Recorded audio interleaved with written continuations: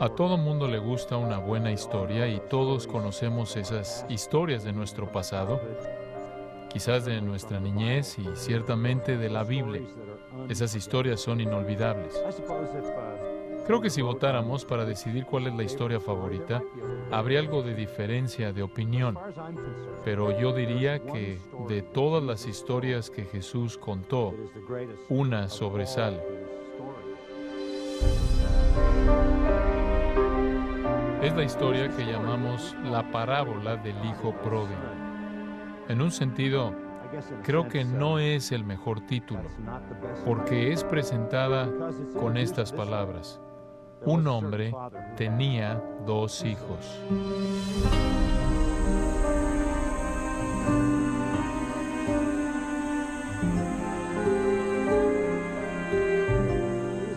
Es una historia fascinante. Atraviesa el espectro entero de emociones, desde la tristeza más profunda hasta el gozo más grande, de grandes riquezas a pobreza profunda, de la diversión al dolor, de la ley a la gracia.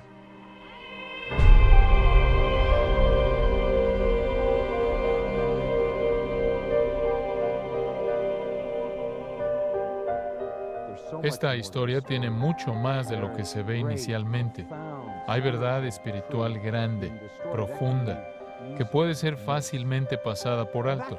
Ahora, regresando por un momento al concepto de las parábolas de Jesús, como son llamadas, la palabra parábola viene de un término griego que quiere decir colocar algo al lado. Y la idea era colocar una historia al lado de una verdad espiritual para que esa verdad espiritual fuera clara.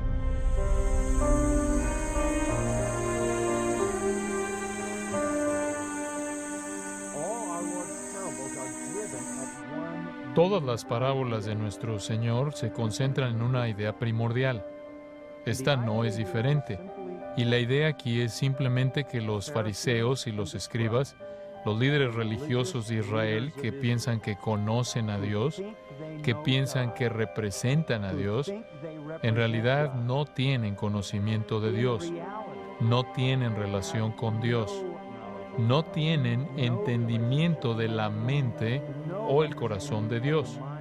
Y la pregunta es, ¿por qué? Porque Jesús, quien es Dios, está predicando el Evangelio a la escoria social, a los peores de la sociedad, aquellos que son menospreciados por la élite religiosa de Israel, esto es, los fariseos y los escribas, y se están arrepintiendo de su pecado y están recibiendo esta salvación, y esto enfurece a los líderes de Israel. Están muy enojados. Pensaron que conocían a Dios. Jesús es Dios. Jesús desenmascara el hecho de que no sabían nada acerca de Dios. No sabían que Dios encontraba su gozo en el arrepentimiento de pecadores, no en la justicia personal de hipócritas. Y entonces en Lucas 15, Jesús les cuenta 3 historias a los fariseos y a los escribas. La historia de un hombre que perdió su oveja y la encontró y organizó una fiesta. Una historia de una mujer que perdió una moneda y la encontró y organizó una fiesta. Y después la historia larga de un padre que perdió un hijo y se reconcilió con él y organizó una fiesta. Y Jesús dijo que todo esto refleja la fiesta que hay en el cielo cuando un pecador se arrepiente.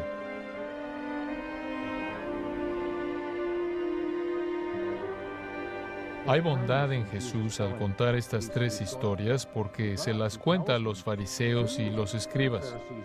Se las cuenta a los ofensores. Se las cuenta a la élite religiosa, que son los culpables, que son los hipócritas. Y es misericordioso porque es una advertencia de que estás totalmente alejado de Dios. No sabes lo que trae gozo al cielo y no sabes lo que hace que los ángeles en el cielo se regocijen. Te voy a decir lo que les trae gozo. Un pecador que se arrepiente. Cada vez que un pecador se arrepiente, Dios y todos los ángeles santos y los santos glorificados alrededor de él se regocijan. ¡Qué mensaje!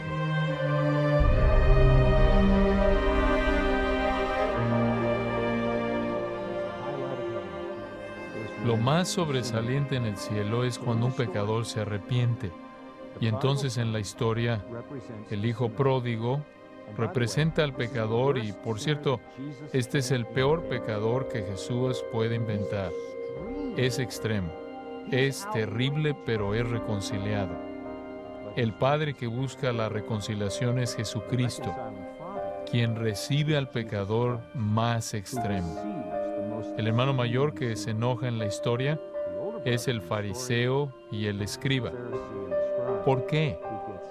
Porque los hipócritas religiosos y legalistas que están buscando ganarse el reino de Dios creen que no hay lugar para la gracia, pero ese es el Evangelio.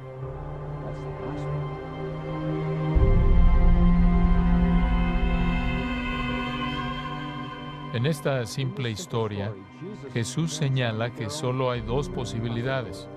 O recibes la salvación por tus propias obras justas, o vienes en arrepentimiento, reconociendo tu pecado, y recibes la gracia de un Padre que busca la reconciliación. Solo hay dos posibilidades.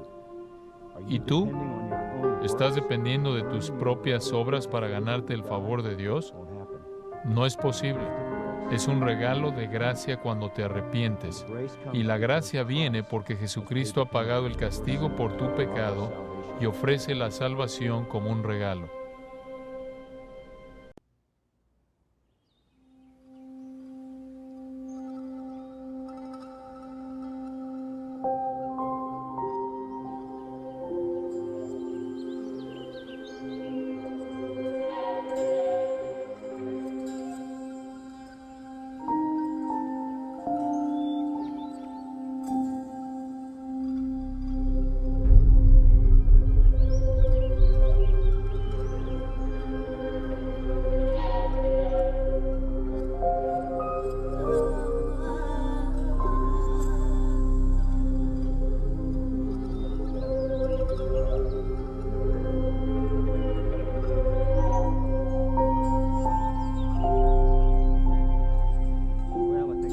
Bueno, creo que casi todo mundo conoce la historia del hijo pródigo.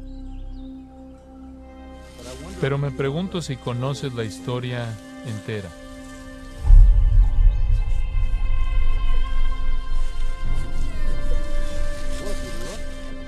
Bueno, si ves la historia del hijo pródigo, te das cuenta de que es bastante claro que Jesús pinta el retrato del peor pecador imaginable para una persona de una aldea del primer siglo, viviendo en el Medio Oriente y particularmente en Israel, porque ningún hijo, ni siquiera en su peor sueño, se comportaría como este hijo.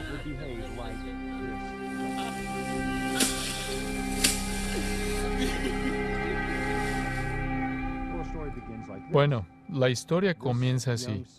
Este hijo joven se acerca a su padre y dice: «Padre, quiero mi parte del patrimonio familiar en este momento». Después de oír esto, los fariseos y escribas a quienes Jesús está contando la historia sacudirán sus cabezas. Mirarían hacia arriba y dirían: «Eso es horrible. Ningún niño judío decente haría eso. No vas con tu padre y le pides tu herencia hasta que está muerto». Eso sería equivalente a decir: «Me gustaría que estuvieras muerto. No te quiero en mi vida. No quiero tu autoridad en mi vida. No quiero tu presencia en mi vida. Quiero mi parte de la herencia en este momento y quiero salir de esta familia».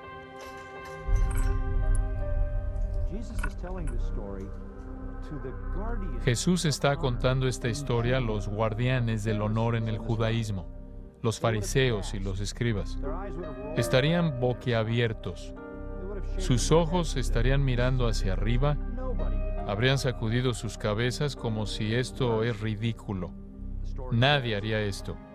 Para empeorar las cosas, la historia dice que se acabó su parte de la herencia rápidamente. En pocos días, convirtió su parte de la herencia en dinero en efectivo. Impresionante. ¿Cómo va a hacer eso?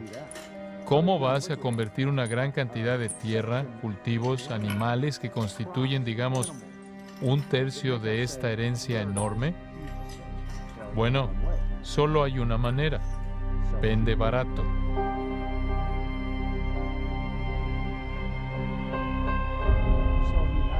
Entonces él no solo abarata el honor de su padre, sino que abarata el valor de su herencia que ha sido acumulada a lo largo de generaciones, y la vende barato para tener el dinero en efectivo. Y de nuevo los fariseos habrían mirado hacia arriba y dicho, nadie haría eso.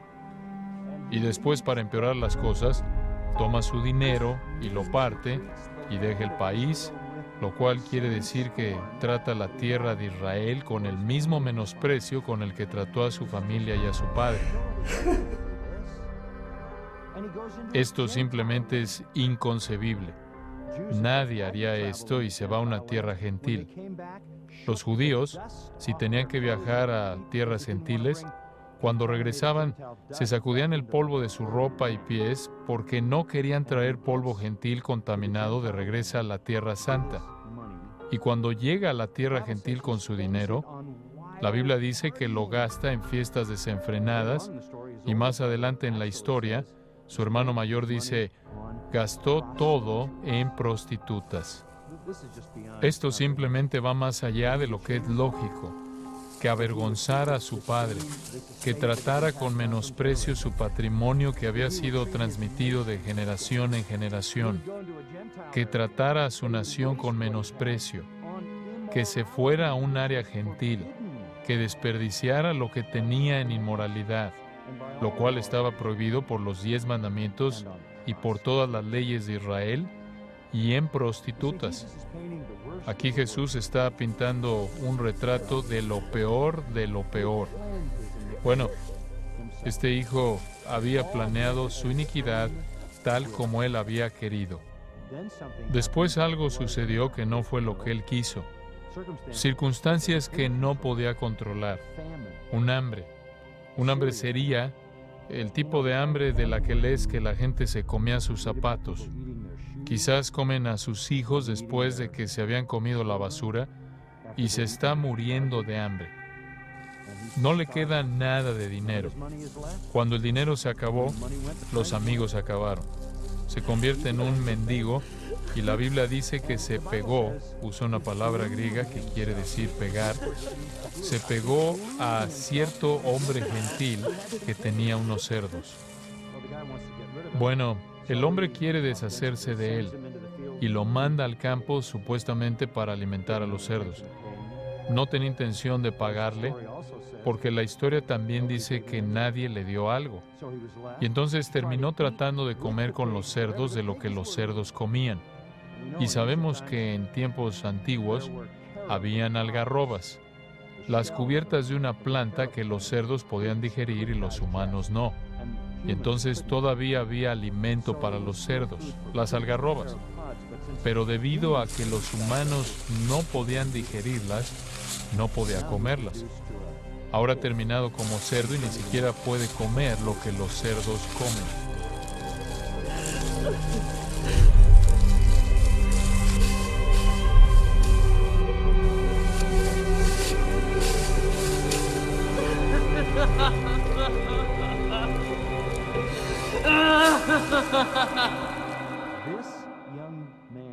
Este joven que Jesús creó es un símbolo de los pecadores y las prostitutas y lo más bajo de la sociedad y los publicanos que estaban viniendo a él en arrepentimiento y recibiendo salvación.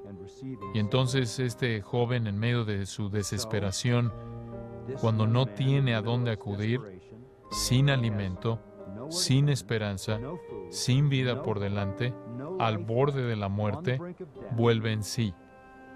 Ese es un momento crucial en la historia, porque ahí comienza el arrepentimiento, cuando haces una evaluación verdadera y exacta de tu condición. Analizó su situación. Estaba al borde de la muerte, sin lugar alguno al cual volverse, y entonces recuerda no solo su horrible condición, sino que recuerda a su padre y que su padre es rico y que su padre es muy generoso. En la historia, él de hecho dice, los siervos contratados por mi padre tienen más que suficiente. Ha quedado agotado debido a su iniquidad y va a perecer. Es como si la boca del infierno se está abriendo para recibirle. Y entonces se acuerda de que hay una persona que lo ama, que tiene muchos recursos y que es alguien extremadamente generoso. Y se dice a sí mismo, iré a mi padre y le diré, he pecado. Literalmente, he pecado tan alto como el cielo. Mis pecados están tan altos como el cielo. No soy digno de ser tu hijo. No estoy pidiendo la reconciliación. No estoy pidiendo ser recibido como hijo. Solamente contrátame como a uno de tus siervos con el sueldo más bajo, el salario mínimo. Trabajaré el resto de mi vida si tengo que hacerlo, para ganarme todo lo que he desperdiciado y poderme reconciliar contigo. Los fariseos que estaban escuchando la historia esperarían que el padre dijera, vete a la aldea, avienta polvo a tu cabeza, siéntate ahí y sea abusado quizás por 7 días y entonces quizás te dé audiencia. Quizás permita que me beses los pies y entonces te diré cómo puedes ganarte el derecho de regresar. Así se hacen las cosas de manera honorable, noble. Ese es el sistema de justicia personal. Eso es lo que te dice que hagas, te ganas el derecho. Eso no es lo que pasó.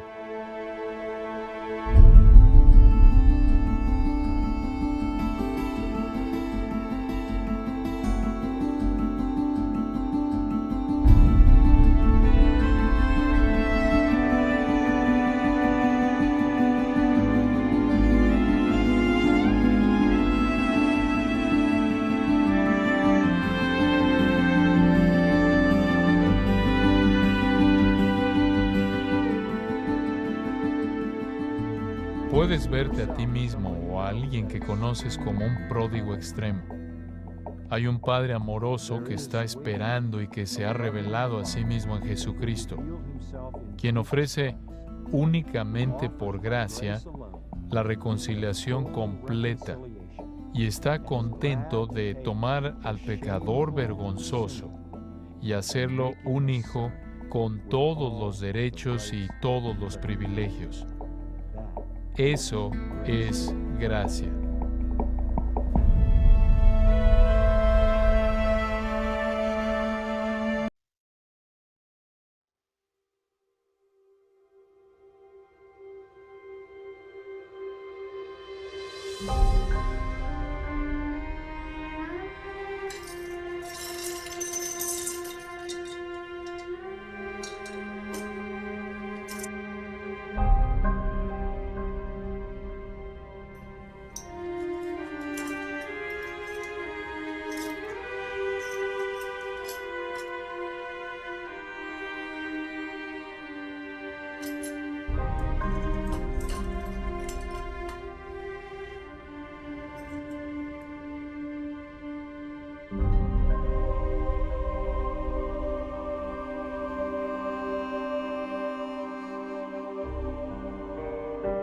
Si conoces la historia del hijo pródigo, probablemente piensas que el padre de la historia es el héroe, y eso es correcto.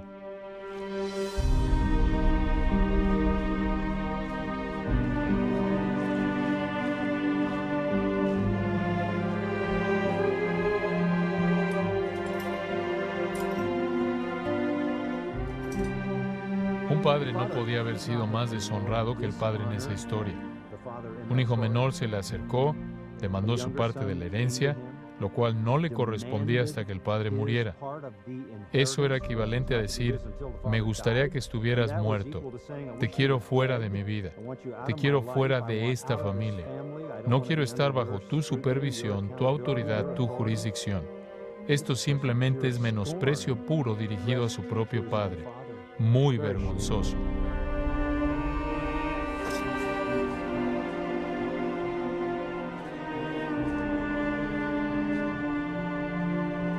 Él multiplica esa vergüenza al convertir la herencia que le concedió su padre en dinero en efectivo, lo cual solo podía pasar en unos cuantos días, como la historia dice, si hubiera vendido barato. Entonces, no tiene respeto hacia el patrimonio inmensamente grande que ha demandado el trabajo acumulado de varias generaciones. Ahora recuerda, él había planeado regresar y dijo en su pequeño discurso que ensayó: Padre, no soy digno de ser tu hijo, simplemente seré un siervo contratado y me ganaré el derecho de regresar. Lo que realmente estaba diciendo era coherente con el sistema legalista en el judaísmo, que en esencia decía: si quieres ser reconciliado con Dios, si quieres ser restaurado, los rabinos decían, debes hacer restitución completa. Entonces él estaba preparado, porque de otra manera moriría, para regresar y, si tenía que hacerlo, trabajar como un empleado contratado por el resto de su vida para volverse a ganar todo lo que había desperdiciado, con la esperanza de que eso llevara a la reconciliación.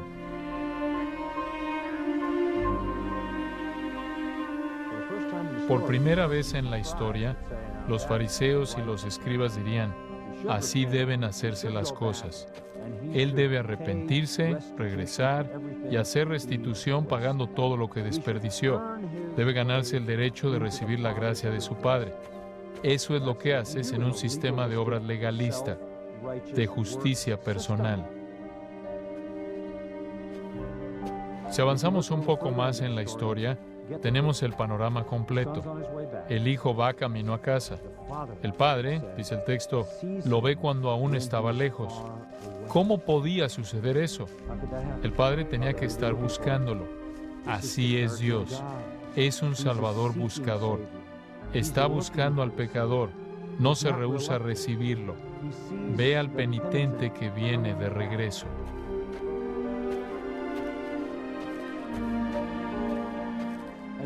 Entonces, la historia se torna en algo estremecedor.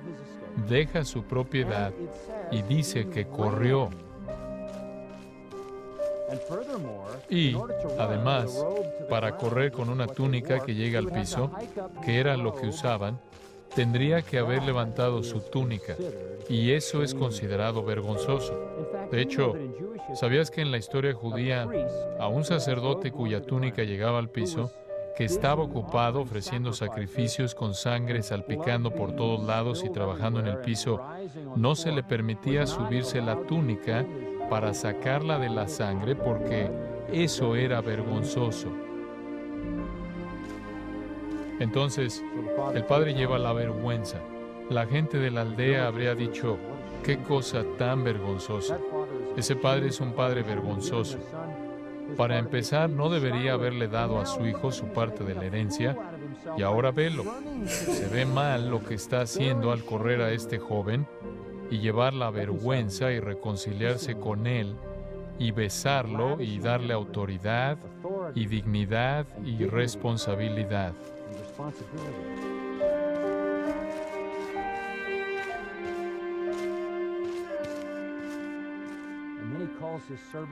Entonces, él llama a sus siervos y les dice: tráiganme inmediatamente mi mejor túnica. Ese era el símbolo de dignidad, honor. Entonces dice: traigan sandalias. Ese era un símbolo de la relación de un padre e hijo. Los esclavos andaban descalzos, los hijos usaban sandalias. Traigan un anillo y pónganlo en su dedo. Ahora, un anillo era un anillo con un emblema que presionaba sobre cera para sellar un documento importante. Le dio dignidad total, lo recibió como hijo y le dio autoridad completa como miembro de su familia, como un verdadero hijo. Esto deja sin palabras a los fariseos y escribas, porque están convencidos de que la única manera en la que puedes reconciliarte con Dios es ganártelo por ti mismo mediante tus propias obras, por tu justicia personal.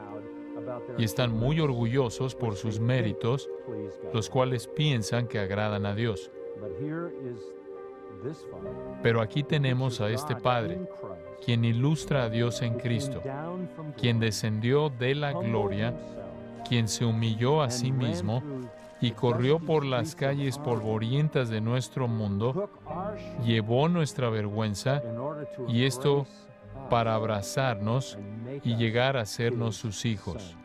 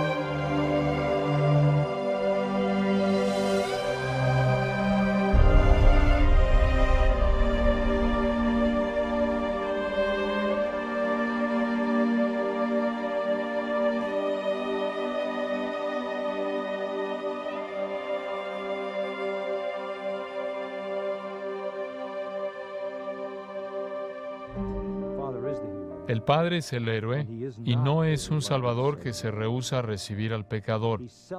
Celebra a todo pecador que viene y recibe a todo pecador. ¿Por qué? Por su propio gozo, por el mero gozo de recibir a ese pecador. Esa es la razón por la que las dos historias anteriores en Lucas 15 nos dicen que cuando la oveja fue encontrada, el cielo se regocijó. Esas son ilustraciones de un pecador que se arrepiente y viene a Dios. Jesús estaba diciendo, Dios encuentra su gozo en la recuperación de pecadores perdidos. Ahora, Él no es un Salvador que se rehúsa a salvar. Todo el cielo se regocija cuando un pecador se arrepiente. Algún día, algunos de nosotros que conocemos a Cristo y lo amamos, nos uniremos a esa celebración.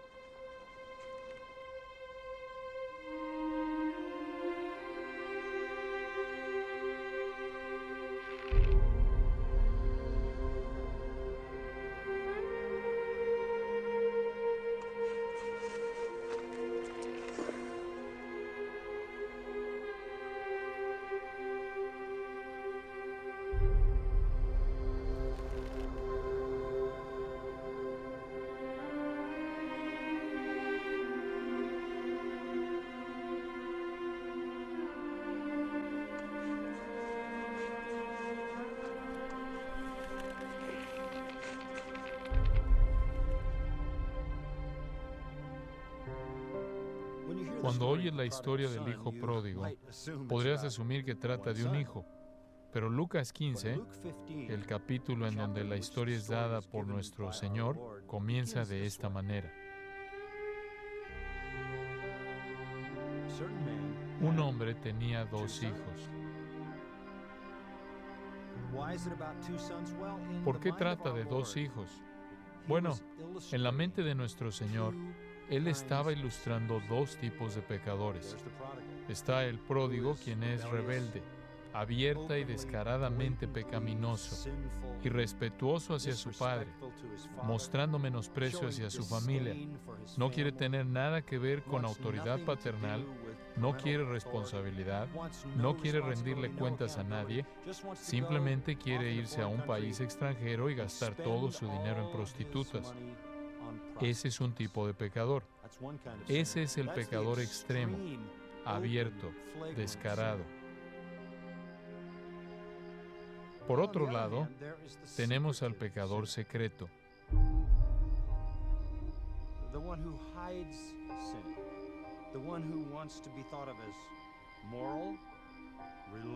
El que esconde el pecado, el que quiere ser visto como moral, religioso, espiritual, justo, pero no es menos pecador, simplemente lo encubre. Esta es una historia de 2 tipos de pecadores. El hijo pródigo es el pecador abierto, descarado, que no le importa mostrar su pecado. El hermano mayor es el pecador secreto, hipócrita, que esconde su corazón malo, esconde su odio hacia su padre, esconde su odio hacia su hermano bajo la cortina de buenas obras. En lo que respecta a la aldea, en lo que respecta a la comunidad, Él es el Hijo bueno. Él se queda en casa. Él trabaja en el campo. Él hace lo que debe hacer. Él obedece a su Padre. Él está bajo la autoridad de su Padre. Pero esto no hace que deje de ser un pecador.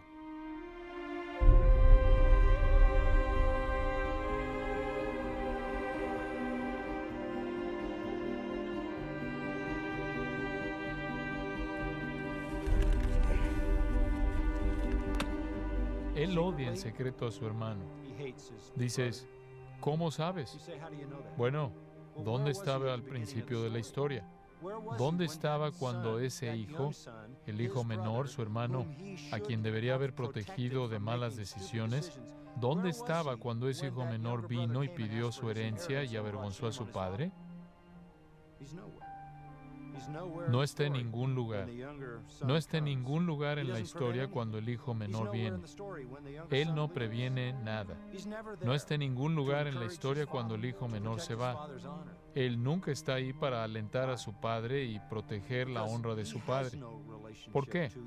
Porque no tiene relación con ninguno de ellos. Está en la casa, cumple su deber, hace lo que se espera de él, pero es el pecador secreto, el hipócrita.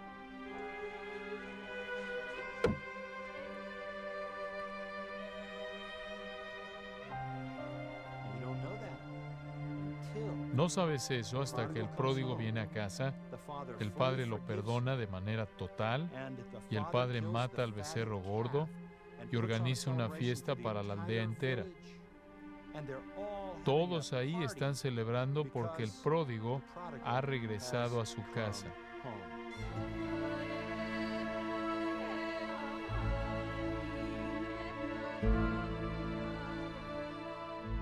En ese momento el hermano mayor llega del campo. Ha estado ahí afuera cumpliendo con su deber. Lo que tenía que hacer.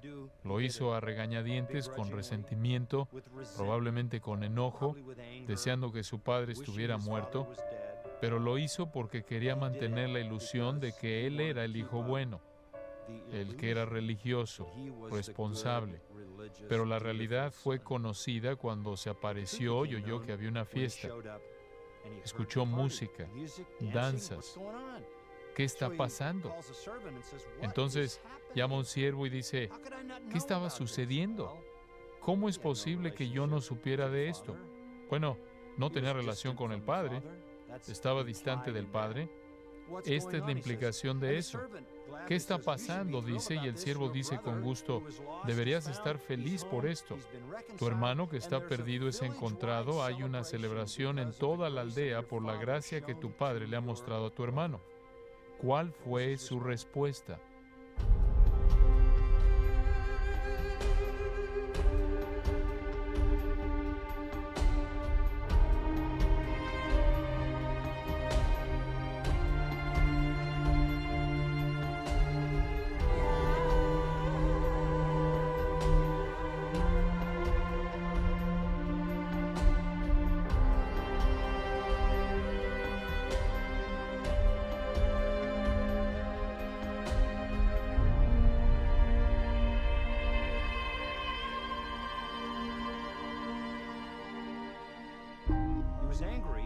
Estaba enojado con el perdón de su padre.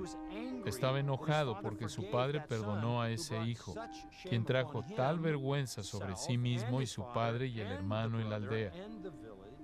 Él no tenía lugar para la gracia. Estaba muy enojado porque este padre perdonó a este hijo pródigo. Y aquí encuentras el punto clave de la historia.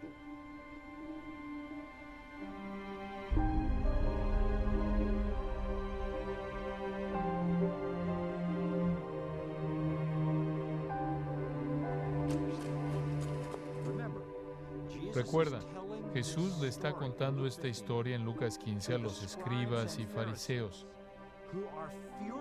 los que están furiosos con él porque recibe y perdona pecadores y hasta se reconcilia con ellos. No tienen lugar en su mundo religioso para la gracia y el perdón dado de manera gratuita. Y ellos tampoco entienden el gozo de Dios por un pecador que se arrepiente. ¿Sabes una cosa? Esa es una triste, triste realidad. La gente religiosa, la gente que cree que es justa, la gente que trata de ganarse el derecho de ir al cielo, que trata de ganarse el cielo por sus propias obras, se resiste a lo único que los puede salvar: gracia.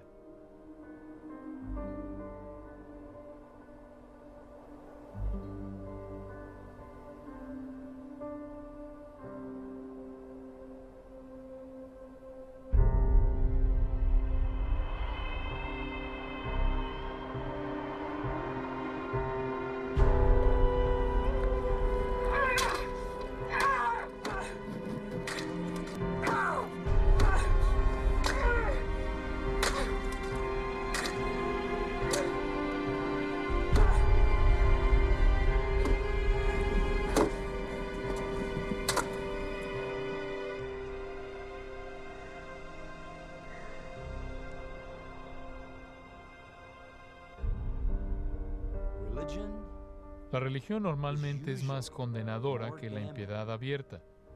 Los religiosos son difíciles de alcanzar porque están convencidos de su propia justicia personal. Pero Dios, en Cristo, ofrece perdón a ambos y a todos los pecadores en medio de estos dos extremos que estén dispuestos a venir a Él.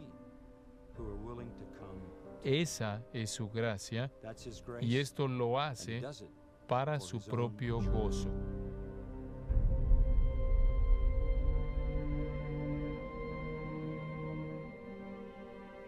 Dos pecadores, dos tipos extremos, a ambos se les ofrece el mismo perdón. El religioso nunca lo recibió. Es muy peligroso llegar a pensar que tú puedes ganarte el derecho de ir al cielo.